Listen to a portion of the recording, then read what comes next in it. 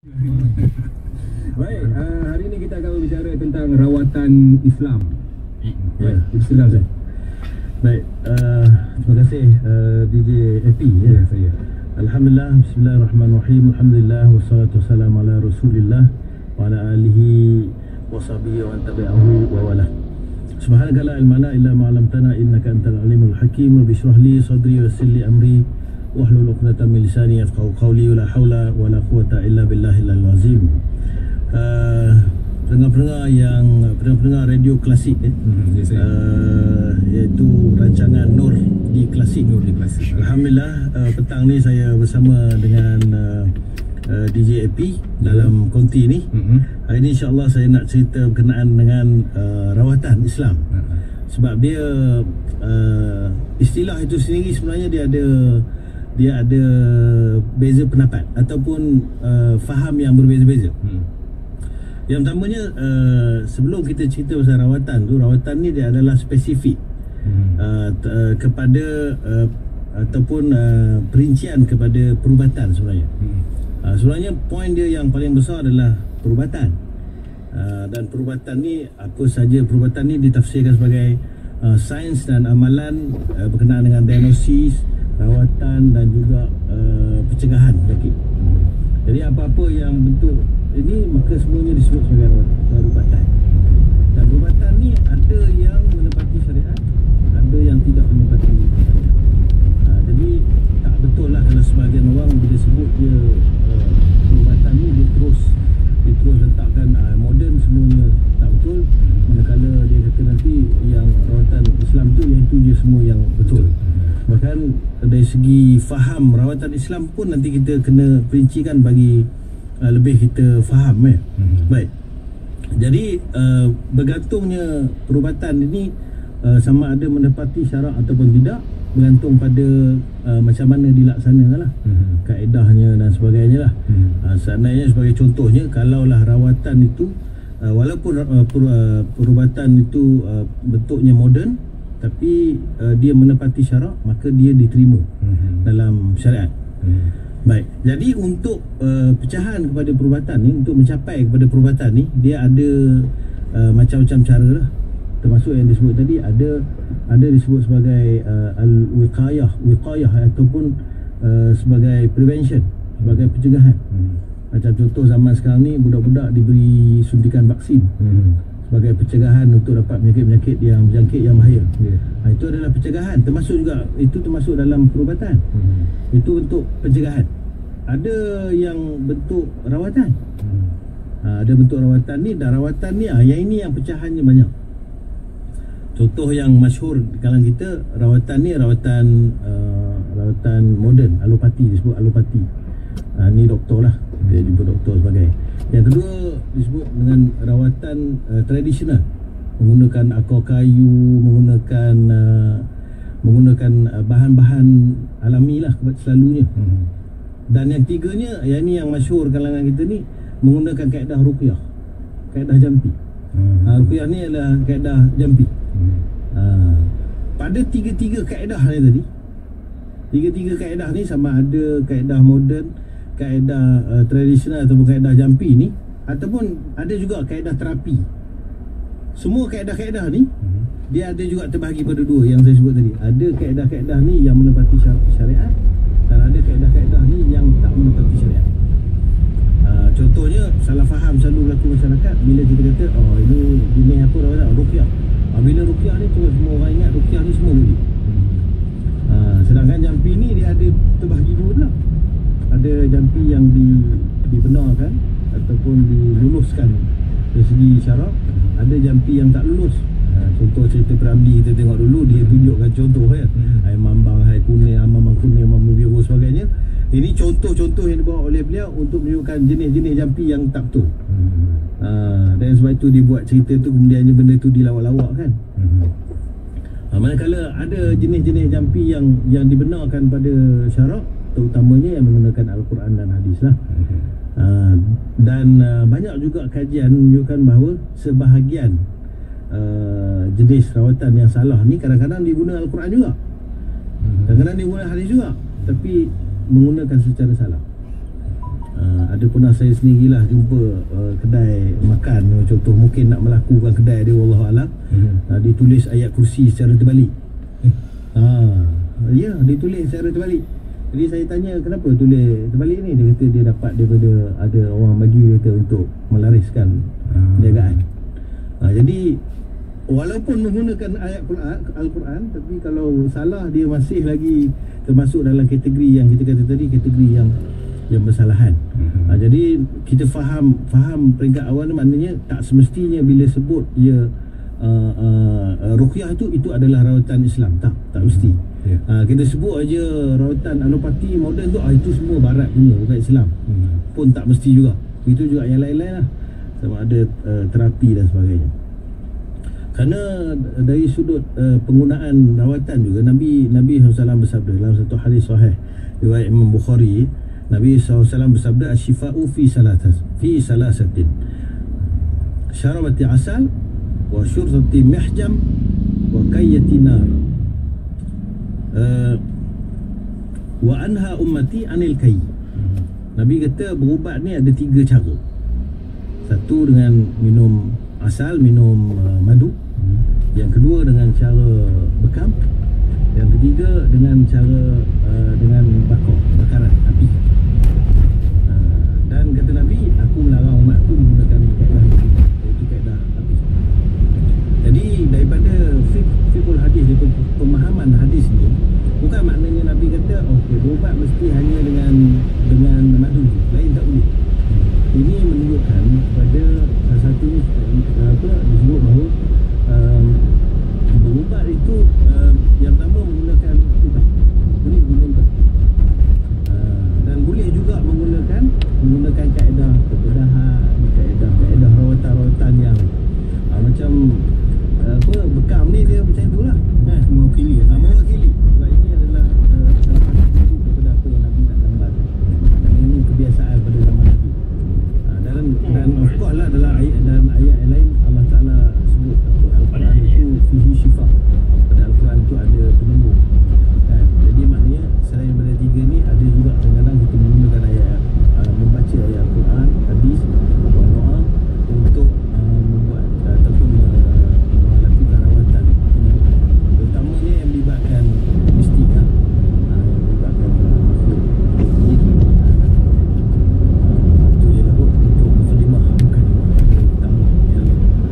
Anda katalah saudara, sebarang persoalan mengenai topik kita pada hari ini, iaitu rawatan Islam. Mungkin ya, akak-akak kita, abang kita pernah mengalami gangguan, ya, nak tahu bagaimana caranya untuk menghadapi gangguan-gangguan tersebut. Sekejap saja lagi saya akan bukakan talian telefon untuk saudara 03-2282-2484 ataupun 03-2282-4505.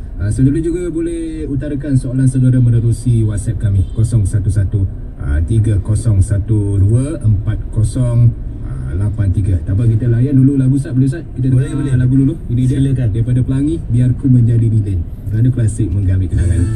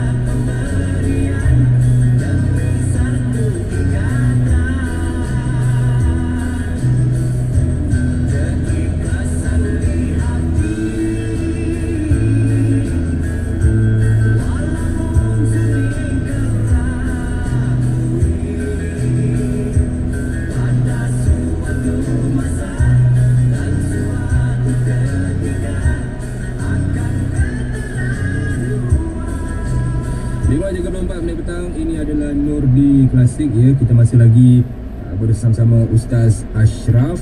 Kita berbicara topik kita rawati Islam, tetapi kalau saudara nak bertanyakan apa-apa saja soalan, insya-Allah Ustaz akan cuba menjawab. Boleh Ustaz InsyaAllah. InsyaAllah. Apa-apa tu maknanya yang saya mampulah. InsyaAllah. 0322822484 ataupun 0322824505. Baik, kita nak terus bersama-sama dengan pemanggil kita yang pertama untuk petang ini. Hello, Assalamualaikum. Waalaikumsalam warahmatullahi wabarakatuh. Ya, siapa di sana? Saya Gizil bin Hasan daripada Alur Gajah, Melaka. Ya, baik. Soalannya. Alhamdulillah, saya dapat berapa lama dah cuba hubungi radio Klasik ni. Hari ni Alhamdulillah dapat. Alhamdulillah. Baik, soalannya. Apa khabar Ustaz? Baik, Alhamdulillah. Alhamdulillah. Sehat. Ini tajuk hari ni memang paling saya tunggu Ustaz. Masya-Allah. Ya, macam silakan. ni Ustaz. Ni saya mulakan sikit. Saya nak cerita, kalau panjang saya cuba ringkaskan. Ya. Isteri saya, Ya. dia tiap-tiap malam ada gangguan jin. Macam-macam dah saya ikhtiarkan Ustaz. Dia asalnya daripada Indon. Isterinya asal dari Dan nikah dengan saya, duduk dekat Kuala Sungai Baru. Tiap-tiap malam jin syaitan dia. Macam mana bentuk gangguan tu, tuan? Okey, Ustaz jangan tak tahu. Dia macam satu lembaga hitam yang besar. Dia mencekik, tekan perut, macam-macam luri. Ada masa tu pula lain orang nak masuk dalam badan dia. Dia kata ini nak cari keturunan. Maka saya dah macam-macam Ustaz duit. Saya cakap lah Ustaz, kita ni bukanlah banyak duit Ustaz, Ya. tapi terpaksa. Jadi dia nak hantar ke Anjak dalam bahasa yang saya faham lah. Dia kata kalau nak juga boleh buat Anjak, pulang balik ke laut, ke darat ataupun ke bukit. Saya pun tak faham lah Ustaz. Pasal apa? Kita ni nak ikut sekarang, kita ni ada pegangan. Jadi saya minta lah pandangan Ustaz. Saya dah jumpa Rukiah ni pun saya dah jumpa. Ya. Orang menolong nak juga dia punya penat dia Ustaz. Ya, betul.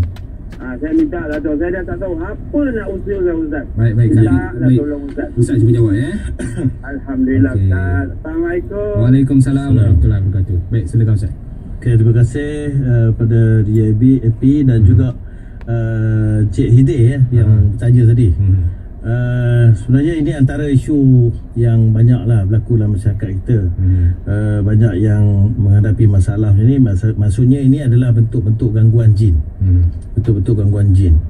Dan biasanya gangguan-gangguan jin ni biasanya dia akan diklasifikasikan lah. Ada jenis jin mengganggu, jin yang saka, jin jin sihir dan sebagainya. Kan? Cara Cik Izzy cerita tadi seolah-olah macam beliau telah mendapat rawatan dan disebut macam seolah ini jenis-jenis saka lah. Saka ni saya pun tak pasti. Masyarakat Melayu ni menggunakan perkataan saka ni untuk menggambarkan kepada pusaka lah. Maknanya benda ni yang diturun-turunkan kan? Secara sama ada secara rela ataupun secara terpaksa kan? Baik, jadi isunya adalah beliau dah jenuh mendapat rawatan. Itu antara isunya. Dan kami juga selalu ditanya, boleh tak Ustaz kami mendapat rawatan dengan maknanya dengan bomoh juga yang menggunakan sihir ataupun menggunakan ilmu hitam. Sebab ini je cara yang boleh nampaknya. Ataupun macam tadi kata, kami ikut cakap dia, kami buat ancak, buat benda-benda yang sebenarnya berlawanan dengan syarak. Baik, jadi jawapannya pertama sekali beliau kena terus berusaha dan terus bersabar. Likulli da'in dawa. Semua jenis penyakit ada ubat. Cuma mungkin beliau belum jumpa perawat yang dapat merawat. Ataupun mungkin kadang-kala ini ujian Allah Ta'ala kepada beliau dan keluarga, yang Allah Ta'ala tak beri kesembuhan. Usaha dah dan dia jadi ujian. Jadi kadang-kadang ini yang menyebabkan setengah orang bila diuji begini dia akan buat benda-benda yang syirik. Jadi saya nasihatkan, bila tanya tadi buat ancak sebagainya, jangan buat lah. Kerana ini perkara yang memang dia nak. Kerana Allah sebut dalam surah Jin ayat 6, wa annahu kana rijalun minal insi ya'uzuna birijalin minal jinni fazaduhum rahaqa. Kita seolah-olah minta perlindungan dia. Tapi bukannya kita dapat pun perlindungan. Allah Ta'ala kata kita menjadikan mereka semakin sombong dan jahat. Jadi caranya berterusanlah cari perawat-perawat yang ada. Mungkin dengan kata beliau tadi modalnya tak banyak, mungkin beliau kena carilah, kena tanya perawat tu dulu apakah bayaran upah yang dikenakan ni tinggi ataupun rendah. Kalau tinggi, macam kita pergi jumpa hospital pakar lah, kita tanya doktor hospital pakar bayarannya lebih tinggi, kita rasa tak mampu, kita kena cari rawatan yang lain lah. Jadi kesimpulannya saya kata dia tetap kena teruskan rawatan, kerana ini salah satu pada ujian beliau. Tapi jangan mendapatkan rawatan daripada sumber-sumber yang atau kaedah-kaedah yang salah. Mungkin Ustaz boleh kongsikan ayat Al-Quran yang boleh Tuan amalkan. Boleh diamalkan ya. Selalunya pengalaman kami lah, kami orang yang belum kena penyakit ni, orang belum kena rawatan, biasanya lebih mudah kita kata tadi kaedah prevention. Kaedah-kaedah apa nama ni, pencegahan. Maknanya mengamalkan ayat, mengamalkan itu, mengamalkan ini. Tapi biasanya orang yang dah kena sakit ni, orang yang dah kena gangguan macam ni, dia sebenarnya lebih sesuai untuk mendapat rawatan. Tapi apa pun dia tetap jugalah kita mungkin boleh antara kaedah menguatkan dirinya, maknanya yang pertama melazimi Al-Quran, yang kedua memperbanyakkan zikrullah, membanyakkan zikir supaya dan istighfar, supaya hati itu dapat dibersihkan dari masa ke semasa. Semakin bersih hati, semakin syaitan tidak ada tempat dalam diri kita, InsyaAllah. Baik, kita nak terus ke pemanggil kita yang kedua ni. Hello, Assalamualaikum. Waalaikumsalam. Ya, siapa di sana? Saya Puan Hawa daripada Johor. Puan Hawa. Baik, Puan Hawa. Soalannya. Baik, Assalamualaikum Ustaz juga. Waalaikumsalam warahmatullahi wabarakatuh. Okey, saya kadang-kadang duduk rumah seorang selalu rasa seram. Bila seram baca ayat kursi, kadang sampai 11 kali, kadang sampai 21 kali. Kadang dia punya seram dah makin kuat datang. Adakah datang seram makin kuat tu menandakan kita memang ada gangguan dalam rumah tu ataupun diri sendiri? Dan kalau apakah caranya baca ayat kursi sampai banyak kali pun dia tak hilang rasa seram tu, maka malah bertambah kuat seram sampai naik rasa macam lah Ustaz. Macam mana cara nak tu kan? Puan suka tengok cerita hantu ke? Cerita hantu tak ada lah Ustaz. Tak ada ya? Tapi kalau kita sekali sebulan sekali. Tadi Ustaz kata tadi amalkan zikir. Zikir apakah yang paling bagus sesuai untuk kita amalkan kalau kita memang ada gangguan baik dalam rumah ataupun diri sendiri? Dan soalan saya yang kedua pada Tuan DJ lah, boleh tak tolong Tuan baca lagi sangat nombor WhatsApp ke Radio Satu Tuan? Jawab lagi. Tuan sebutkan pembelahan tu maksudnya tu nampak sikit tak ni. Terima kasih ya. Sama-sama. Waalaikumsalam warahmatullahi wabarakatuh. Ustaz, kita ambil seorang lagi pemanggil Ustaz. Ya. Assalamualaikum. Waalaikumsalam. Ya, saya. Siapa di sana? Assalamualaikum Ustaz. Waalaikumsalam warahmatullahi. Nama saya Cik Walifuddin bin Gudin dari Sayang. Ya. Okey, sebelum saya nak tanya ni, saya nak ucapkan tahniah kepada Ustaz. Walaupun mai dari jauh-jauh di Ipoh, tapi mai awal. Alhamdulillah. Macam perli kawan saya je. Tadi saya cakap sikit, Ustaz Fawaz tu walaupun dekat jam je orang Dia sibuk tuan. selalu mai lambat. Apa pernah sampai? Jangan marah, kita bincang. Orang Ipoh mai awal. Ini soalan saya. Tuan. Saya dah tiga soalan dekat. Okey, soalan pertama, apakah itu isim dan apakah yang disebutkan gila isim dan bolehkah kita belajar silat isim? Okey, itu yang pertama. Okey, soalan yang kedua, Okey, boleh tak kalau seseorang itu kita pergi bertapa, macam bertapa dalam hutan ke tempat gelap-gelap selama sebulan untuk makan berata beras, apakah hukum dalam Islam seseorang itu bertapa? Boleh ke tak boleh? Okey, soalan yang ketiga, Ustaz, dulu kita tahu saya sebut tak silat ni, kalau kita tak sebut takut guna fitnah. Macam orang kata dulu belajar silat nasuhah, kan nasuhah pernah diharamkan sebab surat orang kata pakai jin. Adakah kebanyakan silat-silat kita ni kebanyakan pakai ilmu macam yang tahap keempat main ilmu jin ni? Apakah nasihat Ustaz pada silat-silat yang main macam jampi-jampi, boleh terjun pucuk-pucuk paku, pucuk batik pun dah boleh terlampau? Macam mana Ustaz?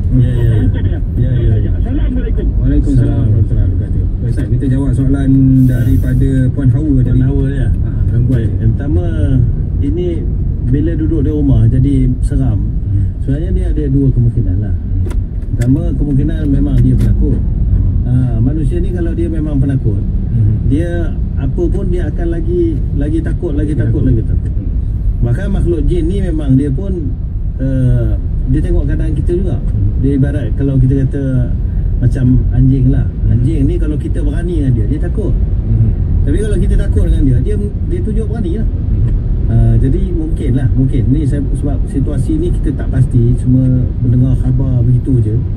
Jadi saya rasa kemungkinan yang pertamanya kerana beliau ada perasaan takut yang tinggi lah. Tu saya tanya tu, suka tengok cerita hantu ke kan? Sebab kadang-kadang orang ni ada orang suka tengok cerita hantu, lepas tengok dia makin takut. Ada orang dia tengok cerita hantu untuk hilangkan takut. Dia ada tengok macam mana kan? Sebab tu apa nama ni, sikit-sikit pengalaman saya kalau tengok cerita hantu tu, kalau dia buat hantu tu, kita kena tengok betul-betul. Tujuan kita tengok betul-betul tu untuk hilangkan takut. Tapi bila pun dia buat terkejut, kita pun macam lari, kita buat ini, sebenarnya kita akan makin takut. Jadi seram tu boleh jadi kerana dua kemungkinan lah. Jadi seperti yang Puan Hawa sebut tadi, beliau baca ayat kursi, memang betul lah, itu diajar oleh jin sendiri kepada Abu Hurairah radhiyallahu anhu bagaimana nak mengelakkan masalah gangguan jin ni dengan baca ayatul kursi. Cuma mungkin dari sudut lebih baik adalah ayatul kursi tu kita jadikan sebagai zikir yang lazim. Maksudnya lepas solat baca, kita sambil masak kita baca, sambil kita buat apa kita baca. Mana jadikan dia tu amalan yang sangat lazim pada diri kita. Supaya dia jadi seolah lekat dalam diri kita. Jadi insya-Allah bila kita baca ayat itu, dia punya kita kata aura dia tu lebih kuat. Untuk kita nak mengalahkan jin dan sebagainya. Berbanding dengan sekali-sekala kita baca. Bila kita rasa seram baru kita baca. Kadang-kadang menyebabkan apatah lagi kalau mungkin cara kita baca pun tak berapa tepat. Saya tak kata Puan Hawa, tapi mungkin bahkan kadang-kadang ada kalangan jin ni yang ganggu ni jin Islam. Ada juga. Jadi maknanya kalau kita baca ayat kursi, kadang-kadang dia pun pandai baca juga. Dia pula kesan kesalahan kita. Jadi saya kata tadi ayat kursi tu dah betul lah. Cuma zikrullah yang saya kata tadi, antara 3 jenis zikir yang paling baik untuk membersihkan diri kita, memang para ulama sebut yang sahih warid pada Nabi. Yang pertama istighfar, yang pertama la ilaha illallah, yang kedua istighfar, yang ketiga selawat atas Nabi sallallahu alaihi wasallam. Selawat atas Nabi, insya-Allah. Baik, tadi soalan kedua mengenai WhatsApp ya. Ya. Apa saya cakap pelan-pelan. Baik, nombor WhatsApp kami 011 3012483. Dia akan Puan Hawa dapatlah nombor WhatsApp kita dia. Baik, soalan daripada Cik Saripudin tadi. Soalan ni 3 banyak ya. Isim ni sebenarnya istilah yang digunakan pada masyarakat Melayu kita lah. Sebenarnya ni menunjukkan bahawa orang tu jadi tak betul selepas dia mempelajari sesuatu jenis ilmu. Ilmu-ilmu yang biasanya sebenarnya melibatkan jin. Kemudian ni tak boleh kontrol, akhirnya budak ni orang ni sehingga jadi isim lah. Dia dikawal. Maksudnya akal dia sudah dirosakkan atau dikawal oleh jin yang dia kononnya dia guna ke atau sebagainya masa dia beramal tu lah. Biasanya ilmu-ilmu yang kita nak ambil ni, kalau kita nak belajar suatu ilmu yang kita rasa pelik-pelik ni, biarlah ada guru. Biar ada guru. Jangan orang bagi, kamu amal ni, kamu buat ni, kamu dapat ini, kamu dapat itu. Ramai orang kena itu. Kemudian bila dah jadi suatu, orang yang bagi ilmu tu pun tak tahu nak macam mana nak. Dia sendiri pun tak tahu macam mana nak selesaikan masalah yang dah berlaku. Aku pun tak tahu, dia kata, aku pun orang bagi je ni.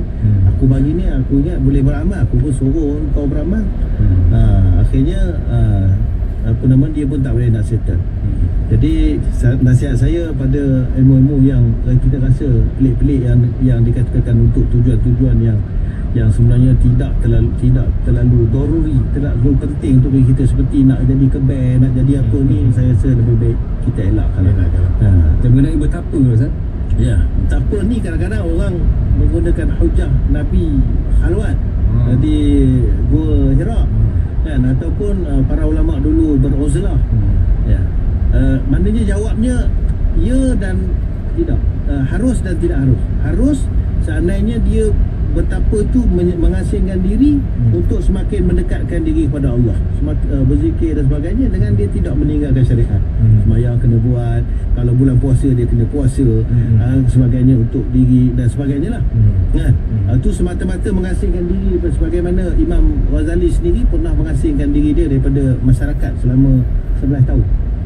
Untuk tujuan mendekatkan diri kepada Allah, membersihkan diri dia. Lepas tu kembali dia kepada masyarakat.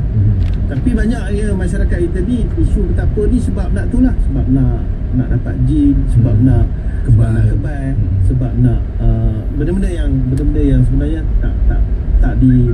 tak diharuskan dalam syarak lah.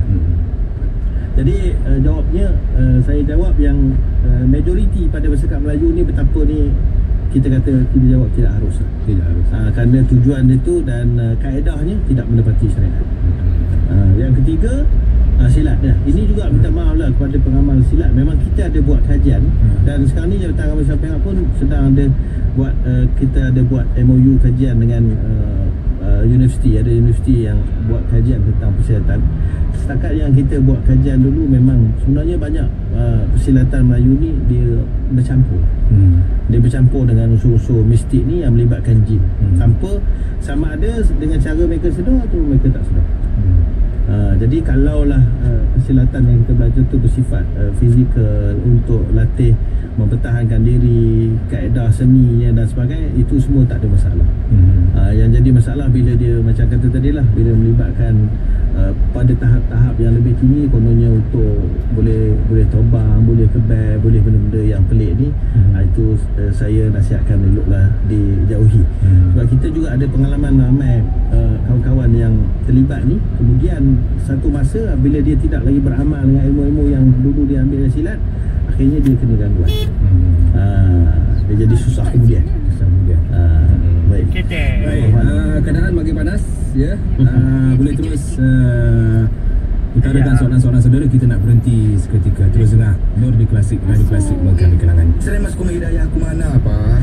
Dalam gelenggu badan baru ingat Serai Mas Kuma Hidayah. Umur abang tu bukan muda lagi. Umur bukan ukuran. Serai Mas Kurma Hidayah aku mana apa? Gila bang, lepas minum Serai Mas Kurma Hidayah ni, buang kan makin lancar. Tak terasa letih pun, minda lebih fokus. Adik suka minum Serai Mas Kurma Hidayah ni. Prestasi pelajaran nampak meningkat tu. Dari tadi pak, Serai Mas Kurma Hidayah aku mana pak? Serai Mas Kurma Hidayah, Raja Segala Herba. 013-782-5282. Saya nak jadi seleb TikTok paling terkenal. Mudah tu. Lepas tu nak 10 juta pengikut Instagram. Itu lebih mudah. Paling penting tu, telefon RM1 dengan panggilan dan internet tanpa had. Tu mudah saja. Dengan pasca bayar Hotlink Flex. Senang betul dapat telefon Vivo RM1 dengan panggilan dan internet tanpa had. Hanya RM30 sebulan di rangkaian 4G nombor 1. Hotlink Flex sememangnya pasca bayar yang lebih mudah. Letaklah termana syarat. Kat sana tu nak ambil.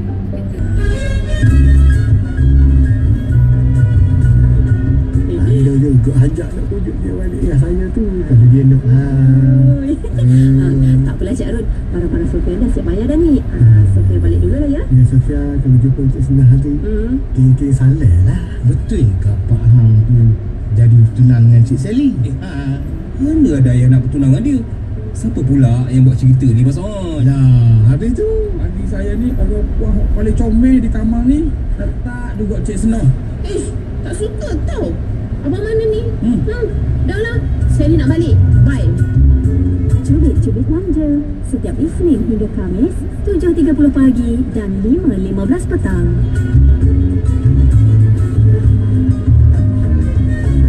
Baik Ustaz, ada soalan dari pada WhatsApp kita ni. Okey. Namanya Muhammad Rodi dari Sungai Karangan, Kebun Kedah. Katanya nak tanya sikit pasal semayang subuh ni, tak baca doa kunut sak tak semayang saya katanya. Oh gitu. Sila. Baik. Kalau bab ini, bab kunut subuh ni sebenarnya ini bab mazhab kita lah, mazhab Syafi'i. Dalam mazhab Syafi'i dihukumkan sunat ab'ad untuk melakukan kunut subuh setiap pagi lah. Jadi sunat ab'ad ni hukum dia adalah sunat lah, dia tetap sunat. Cuma beza dia kalau ditinggalkan disunatkan pula untuk melakukan sujud sahwi. Maknanya dia tidak batal lah, tidak batal solat. Tapi dia dikira mengurangkan pahala sunat lah. Kalau tidak melakukan berapa sunat. Jadi kalau sengaja ataupun tak sengaja tinggal kunut subuh, kita buatlah sujud sahwi. Baik, ada lagi daripada Aini dari Kelang ni. Saya belum digunakan zuriat. Apa hukumnya kalau saya merawat dengan cara tradisional untuk dapatkan zuriat? Itu yang kita sebut tadi. Sebenarnya rawatan ni dia ada rawatan ruqyah, dia ada rawatan tradisional, dia ada rawatan alopati. Kalau rawatan tradisional yang puan apa tadi? Puan Aina yang Puan Aina lakukan tadi, rawatan itu tidak menyalahi syarak. Maka hukumnya harus, bagi contohnya rawatan itu mungkin bidan menggunakan herba, menggunakan kaedah urut ataupun kaedah air yang di ruqyah dan sebagainya, untuk menyucikan rahim dan sebagainya. Maka kaedah-kaedah ni dibenarkan dalam syarak. Yang dilarang seandainya contohnya adalah, ini pernah kes kita dapat ini, contohnya ada bomoh lelaki pula yang mengatakan dia perlu bersama dengan perempuan ni tadi, supaya kononnya nak mengaktifkan benih dan sebagainya, supaya perempuan ni boleh dapat anak. Ini jelas hukumnya haram. Jadi selagi mana kaedah rawatan itu tidak menyalahi syarak, selagi itulah maka dihukumkan harus. Tiga kaedah atau 4 yang saya sebut tadi, perawatan alopati iaitu moden, rawatan ruqyah jampi, rawatan tradisional, dan juga rawatan terapi. Keempat-empatnya diharuskan anda yang mendapati syarat. InsyaAllah. Ya. Baik, 0322822484 ataupun 0322845005. Hello, Assalamualaikum. Waalaikumsalam. Selamat petang, AP Syafiq. Ya, siapa di sana? Allahu Akbar. Azwan. Ya, saya. Assalamualaikum warahmatullahi wabarakatuh, Ustaz. Waalaikumsalam warahmatullahi wabarakatuh. Apa Ustaz? Nama anda? Alhamdulillah, bikhair. Ya, saya ingin bertanya Ustaz dalam beberapa soalan ringkasan. Ya. Soalan yang pertama, baru-baru ni saya dengan ayah ada jumpa orang kenamaan BBIT kan. Tapi ada mohon minta bantuan pergi umrah. Tapi pagi semalam saya mimpi, memang saya tahu mimpi tu mainan tidur Ustaz. Ya. Saya mimpi tu saya berada di Madinah dan Mekah, dan mimpi tu saya berdoa depan Kaabah. Ya. Boleh Ustaz tolong jelaskan adakah benda tu orang kenamaan nak itu kita reda lah. Kalau dia tolong alhamdulillah, tak ada alhamdulillah. Tapi tahu pula saya mimpi tu real, macam saya berada di tanah suci Mekah berdoa depan Kaabah. Itu yang pertama. Ya. Yang kedua, saya ingin tahu Ustaz, anak-anak kita, adik-adik kita, kalau macam ada tak umur dari berapa sampai berapa yang boleh kita buat pergi umrah. Yang kedua, Apa dia jadi umur Umur untuk bawa pergi umrah. anak-anak kita ada di sini.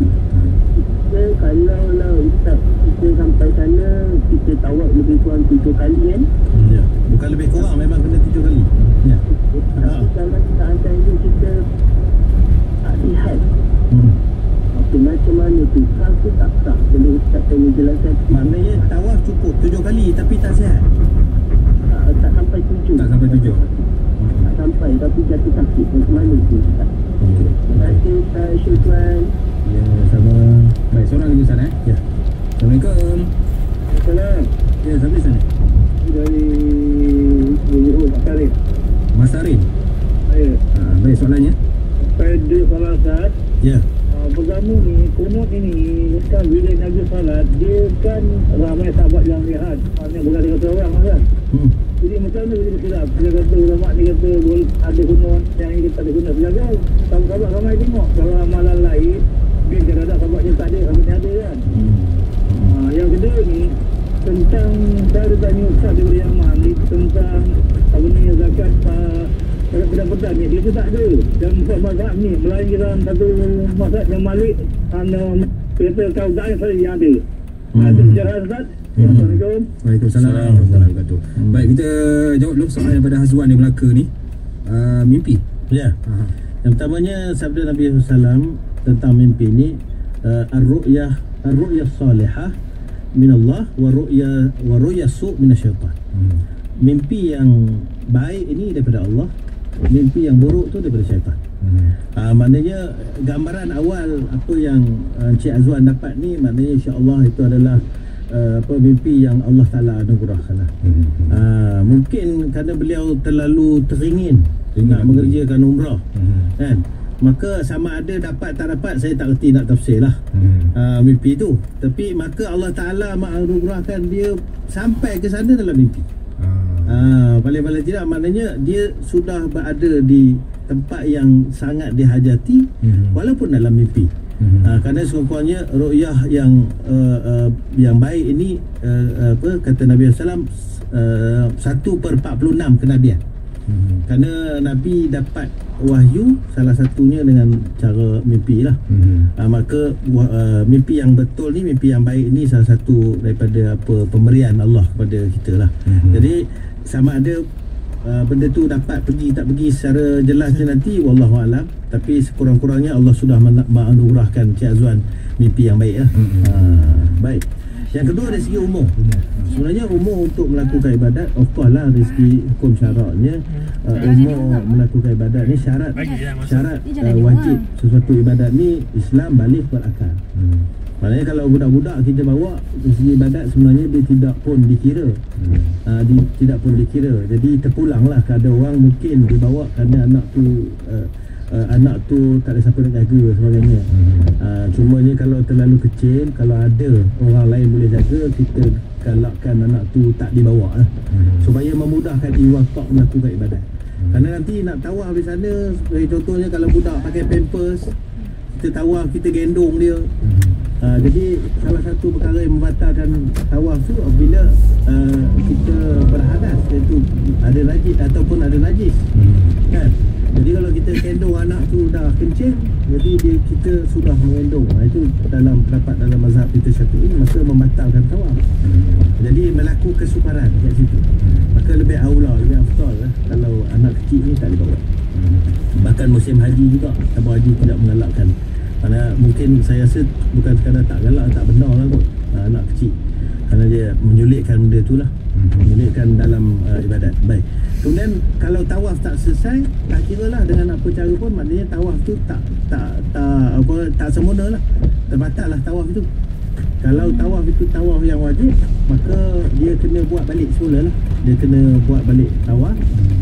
Kalau macam kes-kes yang lain, sama ada kes perempuan haid, kes yang lain, iaitu dia ada perkhususan nak dalam bab umrah, maknanya niat umrah, niat bersyarat supaya kalau berlaku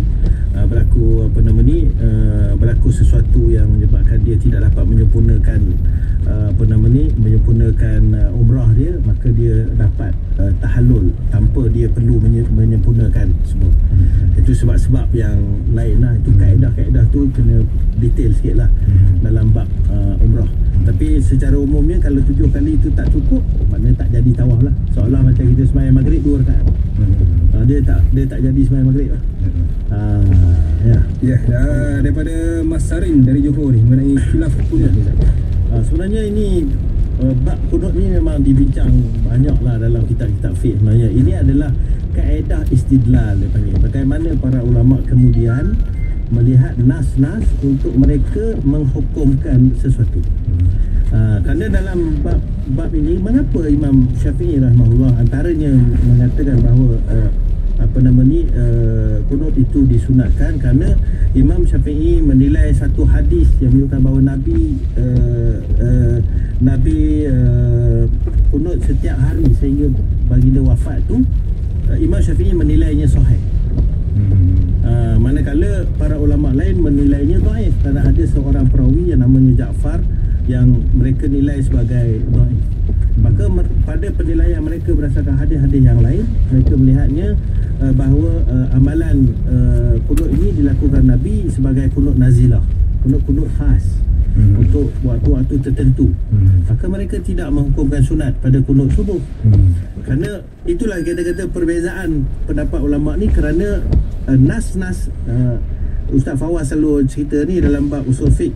Nas-nas ni dia kadang-kadang dia datang dengan nas itu secara qat'i, maknanya tak ada khilaf. Kadang-kadang fahamnya subut dalalah itu fahamnya juga secara qat'i, tak ada khilaf. Tapi ada kalanya nas pun ulama khilaf.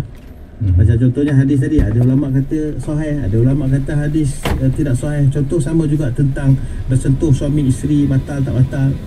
Kan Imam Syafi'i memandang dari sudut yang lain, imam lain memandang sudut yang lain. Begitu juga kadang-kadang memahami nas itu mereka memahami dengan cara yang berbeza. Menyebabkan maka keputusan mereka, ijtihad mereka adalah berbeza. Sebenarnya ijtihad yang berbeza ni kadang-kadang kita nampak macam perpecahan. Kenapa ini berbeza sangat?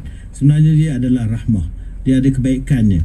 Ada kalanya, ada ketikanya kita dapati rupanya sampai satu masa kita sangat perlukan pendapat yang satu lagi, pendapat yang lain untuk beramal. Mungkin kerana kita masa tu berlaku kesulitan yang amat. Contohnya dalam bab orang sakit bagi contohnya, suami isteri yang bersentuh batalkan. Kalaulah suami tu dah tak boleh bangun, tak boleh apa sebagainya, jadi isteri terpaksa mengambil wuduk pada suami. Maka kalau isteri pegang suami, ambil wuduk pun batal lah. Maka ketika itu dia ambil pendapat mazhab lain, contohnya mazhab Abu Hanifah dan mazhab Malik kan, katakan bahawa sentuh tanpa mazhab Maliki dan Hambali, sentuh tanpa syahwat itu tidak batal. Kerana ketika itu adanya keperluan. Jadi perbezaan pendapat ulama ni kita tak payah petikai lah kenapa benda tu berbeza dan sebagainya.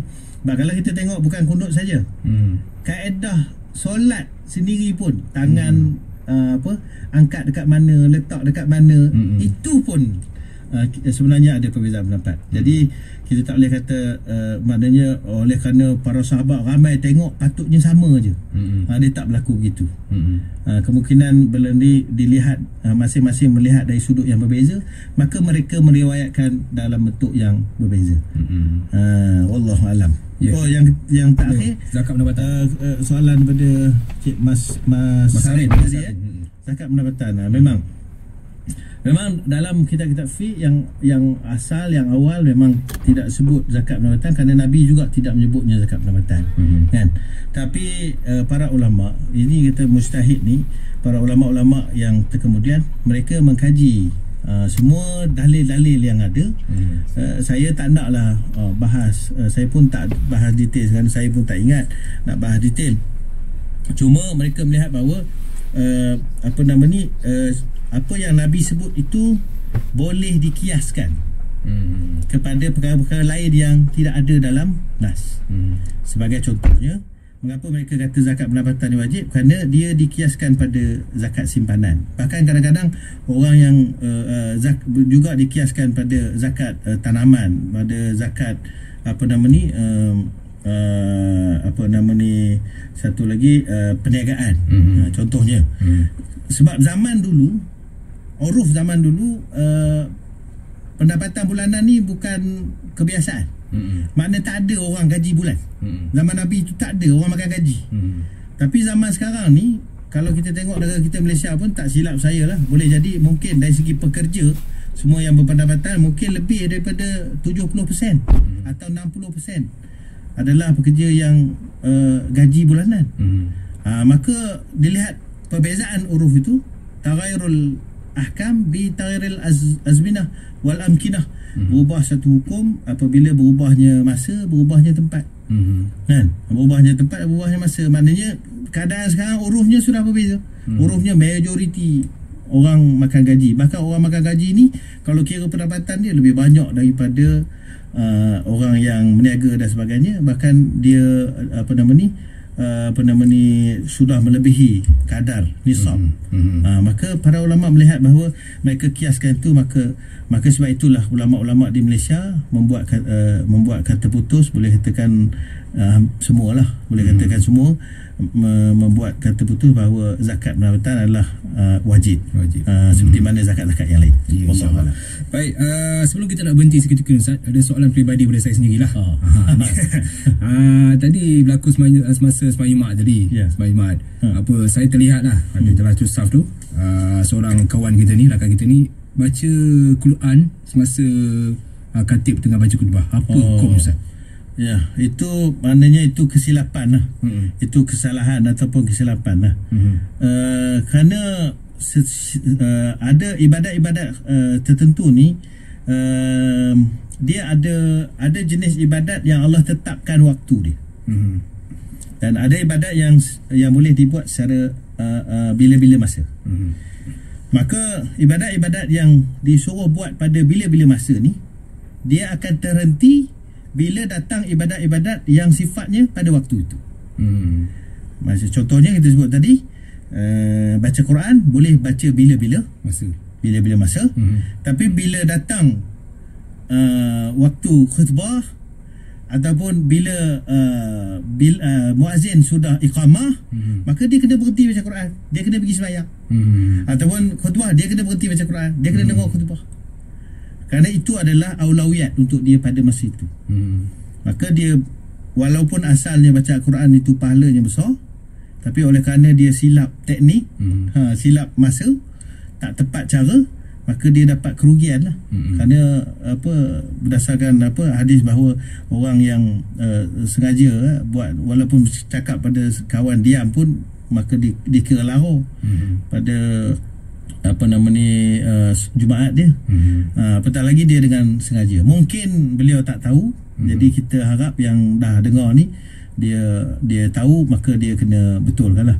Yang ini dibincangkan oleh banyaklah dibincangkan oleh, terutama oleh Syekh Qardawi berkenaan dengan fiqhul aulawiyat, yang mana menjadi keutamaan. Jadi wajib ataupun sunat yang sifatnya muasak ni, sifatnya boleh dibuat bila-bila, dia akan terhenti bila datangnya suatu amalan yang sifatnya khusus. Dia ada kesan tak pada solat Jumaat dia tu? Solat Jumaat wajib. Solat Jumaat dia sah. Cuma kita bincang tadi sudut pahala. Dari sudut pahala. Walaupun di sisi Allah lah, Allah yang menilai, tapi dari sudut zahirnya hukumnya begitulah. Baik, itu jawapan kita mengenai persoalan kita tadi. Dan kita berhenti seketika, kita dengar dulu lagu ni daripada Datuk Sharifah Ani, Pandanganku Tentang Hidup, Radio Klasik.